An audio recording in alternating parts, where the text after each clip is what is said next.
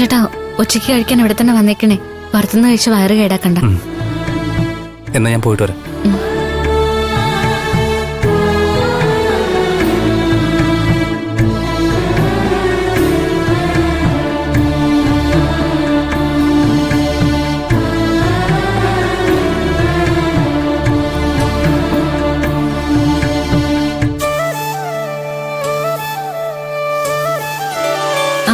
ചാരുമോളെ, ഞാനും ഗോവിന്ദനൂടെ കൃഷി ഓഫീസ് വരെ പോയിട്ട് വരാം.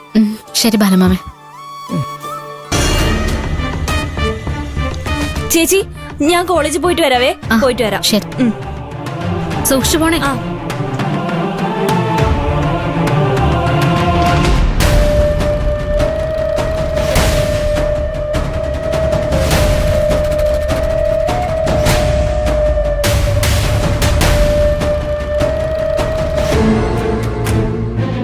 അമ്മേ, ഞങ്ങൾ അമ്പലത്തിൽ പോവാ. അപ്പച്ചി, അപ്പൊ ഞങ്ങള് പോയിട്ട് വരാം. ആയിക്കോട്ടെ. ആ, വാ.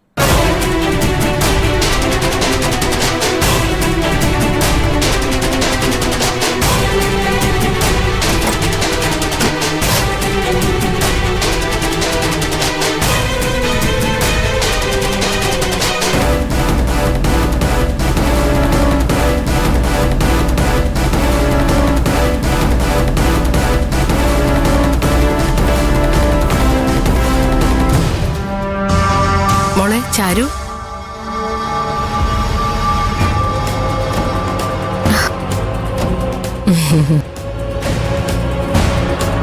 എന്താ അമ്മായി? ഓ, എല്ലാവരും ഓരോ വഴിക്ക് പോയില്ലേ മോളെ? നീയും ഇപ്പൊ കച്ചവടത്തിന് ഇറങ്ങി പോവല്ലേ? ഓ, അശ്വതിയുടെ തുണിയെല്ലാം രാവിലെ തന്നെ വാഷിംഗ് മെഷീൻ ഇട്ടി. ഓ മോളെ, അതെ, അതൊന്ന് അലക്കി തന്നിട്ട് പോയാ പോരെ മോളെ? ആശ്വസിച്ച് അങ്ങനെ പറഞ്ഞിരുന്നു അമ്മായി. ഓ, എന്നാ ഞാൻ എല്ലാം തീർത്തിട്ടേ പോകുന്നുള്ളൂ. ഓ, എനിക്കിപ്പോ പഴയതുപോലൊന്നും വയ്യ മോളെ. ഒരു ഇടുപ്പ് വേദന എനിക്കിപ്പോഴും ഉണ്ട്.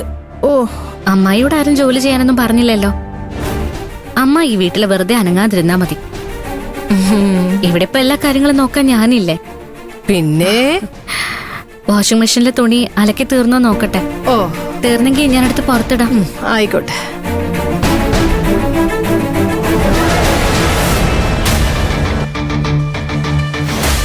ചെല്ല്.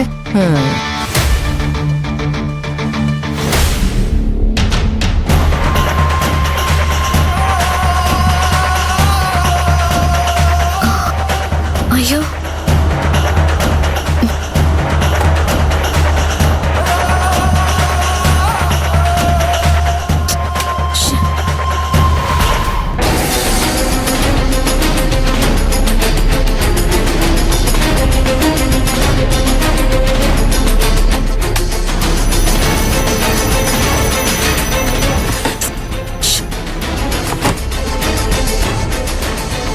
അയ്യോ മോളെ, കറണ്ട് കുറച്ചു നേരം ആയല്ലോ പോയിട്ട്.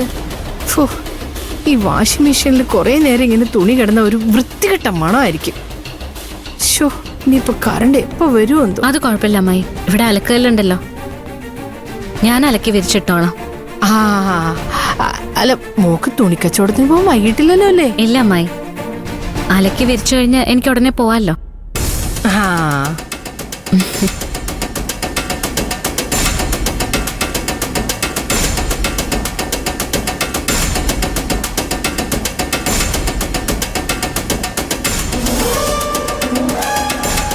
നീ ഇന്ന് തുണിക്കച്ചവടത്തിന് പോകുന്നത് എനിക്കൊന്ന് കാണണോടി മോളെ.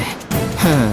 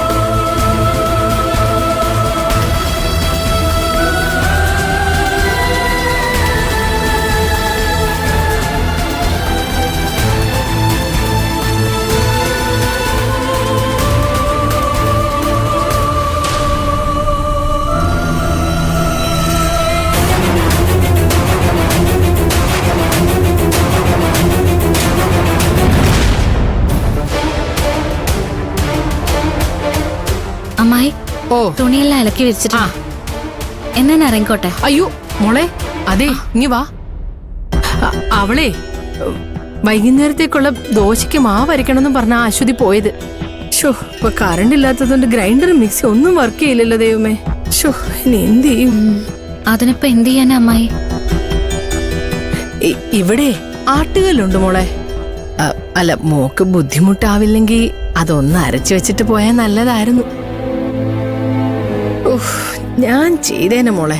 പക്ഷേ ഈ നടുവേദന സമ്മതിക്കുന്നില്ല. എന്താ അമ്മായി ഇങ്ങനൊക്കെ പറയുന്നേ? ഞാൻ എന്ത് ചെയ്യണമെന്ന് അമ്മായി പറഞ്ഞ പോരെ?